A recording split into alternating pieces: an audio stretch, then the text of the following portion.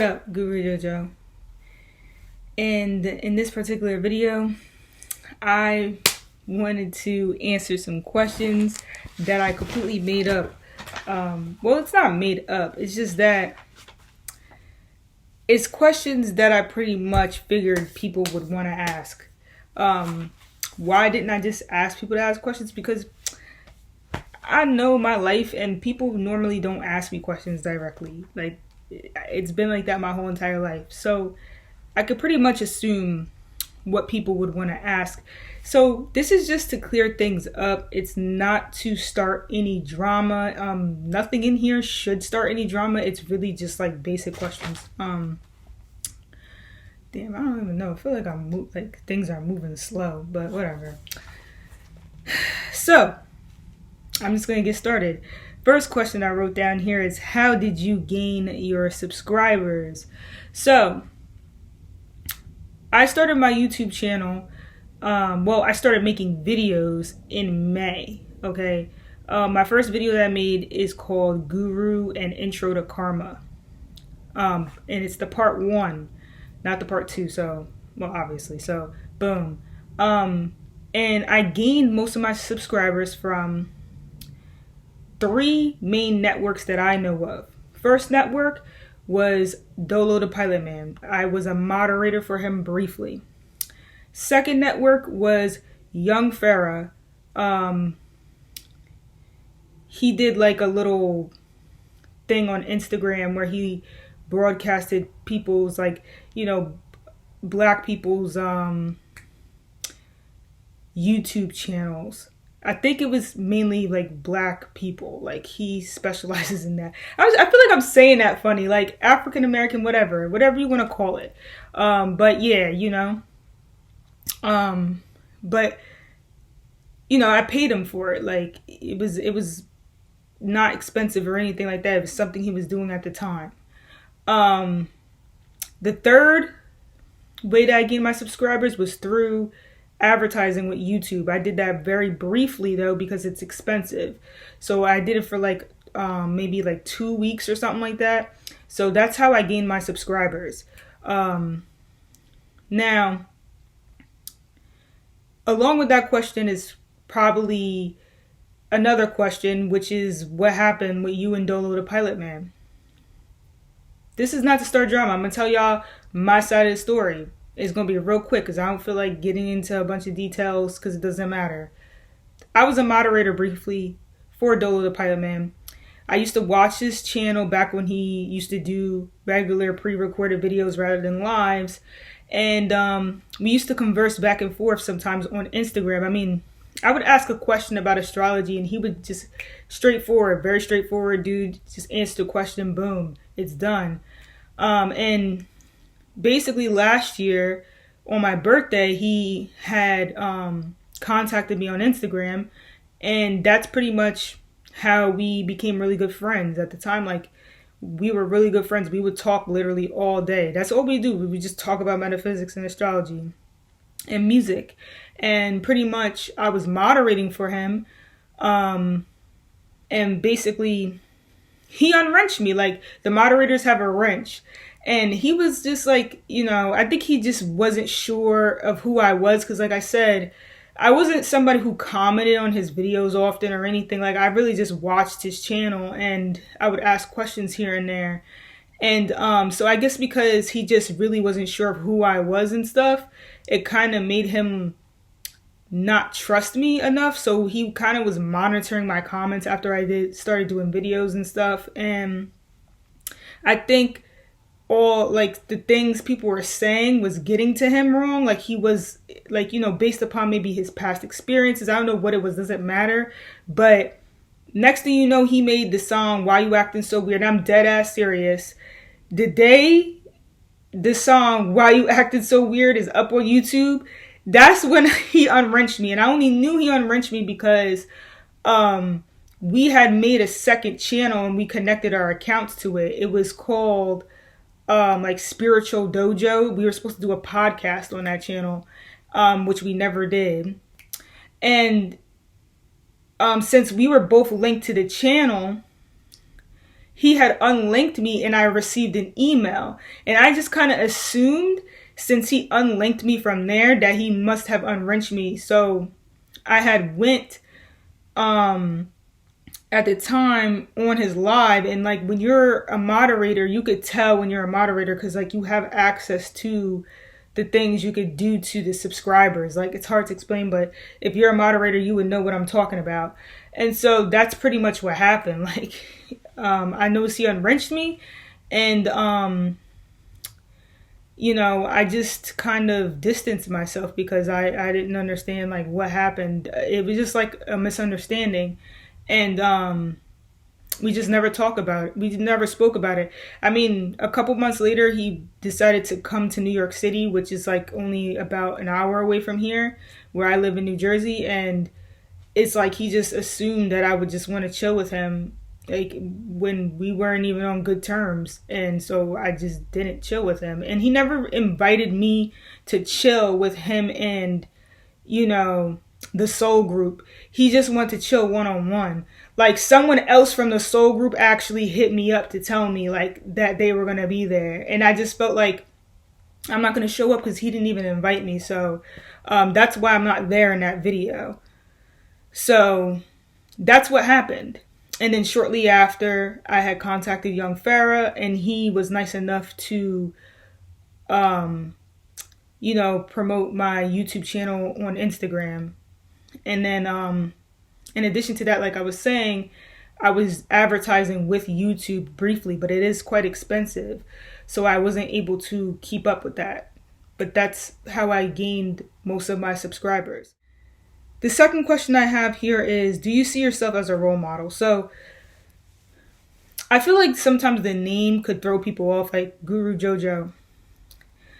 And, like I said in my last video, I call myself a guru because the Sanskrit meaning of guru is like a dispeller of darkness. So, darkness always makes things unknown. You cannot see the energy, and light is what brings things into the known. Now, too much light is similar to darkness because something could be so bright that now you have an inability to see.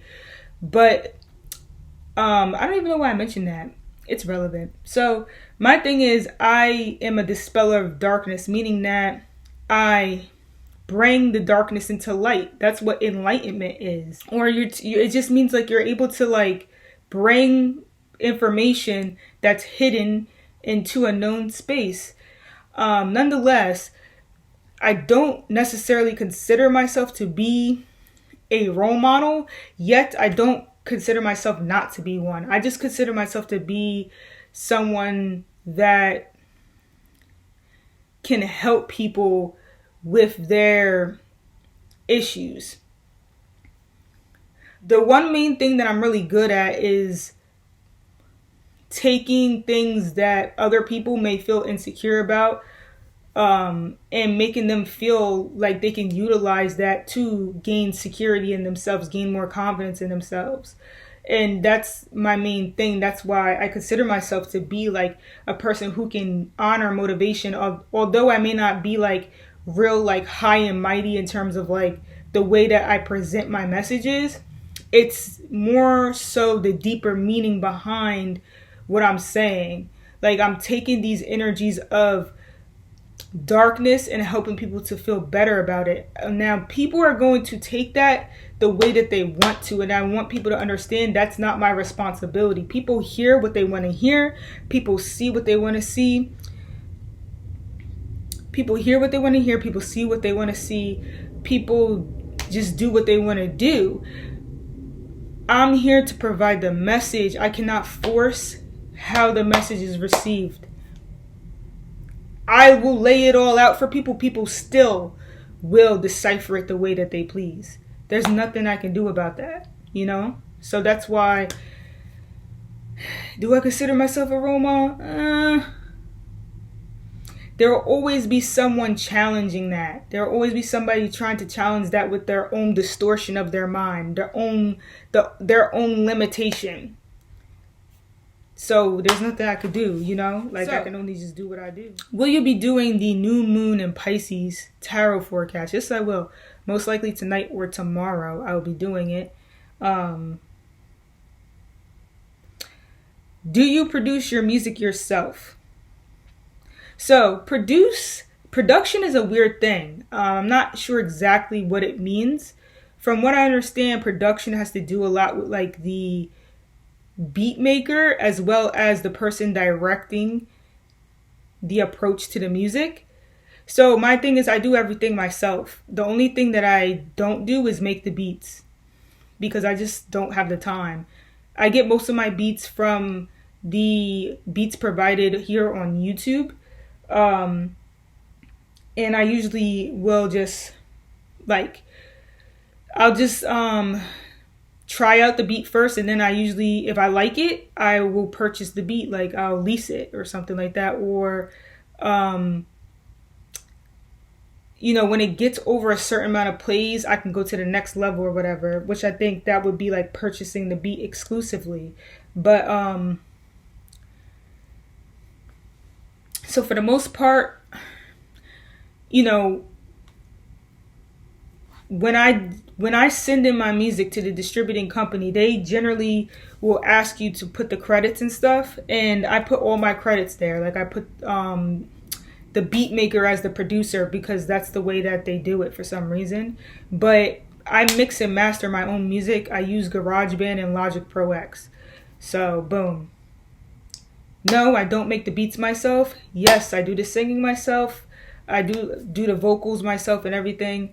Um, I don't filter my vocals. I add a little bit of reverb and a delay maybe or something like that, but I don't like a lot of people think I'm using filters and stuff. No, like my voice may get raspy. If you notice, there's a pattern. My voice gets more raspy towards the end of the track, right? Because my voice is tired. I'm losing my voice. It's not like I'm like trying to do this on purpose. Like, yeah, I may accidentally sound like somebody, but it's like, it's not intentional, but it is what it is. I don't know. People can believe whatever they want. So, my thing is like, I redo a lot of my vocals like over and over again, more than I should, and to the point where my voice gets tired out. And that's the reason why I sound a little bit jacked up at the end of my tracks. But I utilize it. See what I'm saying? But I take things like insecurities, things that people normally will not work with, and I work it out. I work it. I work it into the track. Like it's not a filter. It's literally a insecurity. Like I lost my voice. You see? So, last question I have here. How long have you been making music? So, I haven't been making music long, but I've helped people with music for a long time. Like I helped other people with music. I made a song once when I was like 12. But after that, I didn't make it again until literally 2018. So 2 years. 2 years. And to be honest, I took like a half year off learning how to use Logic Pro X. So like I just completely studied like on there, just like played around with things and watched tutorials and stuff. So I guess 2 years. So yeah, boom. That's all the questions that I thought of. I hope this brought some clarity into, what my intentions are, I guess, on here is just to express myself and also hoping that it helps others in some way. And yeah, that's it. Like, yeah, I get that maybe my music's a little bit harsh sometimes, but like, I'm sorry, like I'm expressing myself. Like I don't know. Like my thing is like I'm channeling a lot of energy too. So, these are y'all thoughts. So a lot of the time, or at least the thoughts that's around you. So I don't know.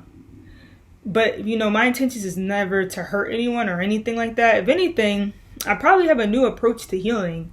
Because my music generally has like a peaceful vibe to it, although there may be some vibrations of intensity and, roughness. But for the most part, like my intentions is just to really like express myself creatively.